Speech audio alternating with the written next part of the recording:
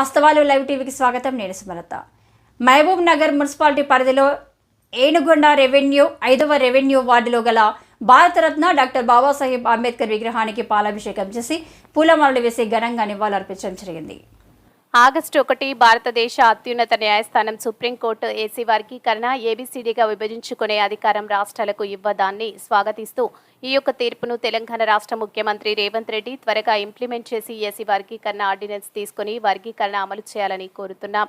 SC వర్గీకరణకు మాల సోదరులు కూడా సుప్రీంకోర్టు తీర్పును గౌరవించి ఎస్సీ వర్గీకరణకు సహకరించాలని కోరుతున్నాం.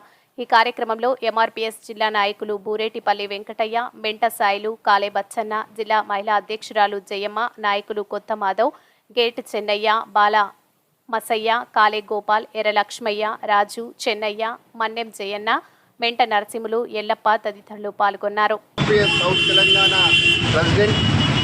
ఈరోజు ఎంఆర్పీఎస్ రాష్ట్ర అధ్యక్షులు మేడి పాపయ్య గారి ఆదేశానుసారం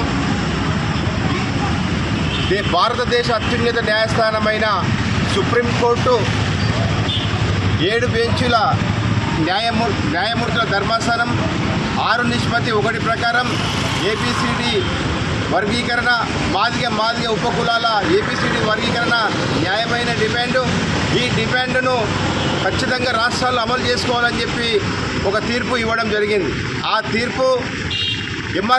తీర్పును ఎంఆర్పీఎస్ స్వాగతిస్తూ ప్రధాన జస్టిస్ చంద్రచూడ్ గారికి అదేవిధంగా వారి బృందానికి మా ఎంఆర్పీఎస్ తరఫున మాదిగల తరఫున ధన్యవాదాలు తెలియజేస్తున్నాం. ఈ ఎస్సీ వర్గీకరణ కావడానికి సహకరించిన ప్రధానమంత్రి నరేంద్ర మోడీ గారికి, కేంద్ర ప్రభుత్వానికి కృతజ్ఞతలు ధన్యవాదాలు తెలియజేస్తున్నాం.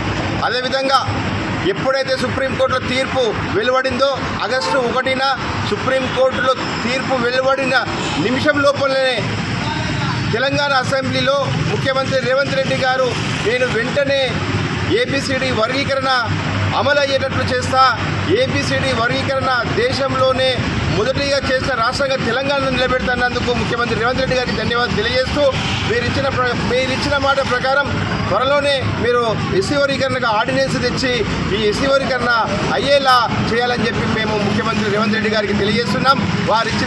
వారు మాకు హామీ ఇచ్చినందుకు వారికి ధన్యవాదాలు తెలియజేస్తున్నాం.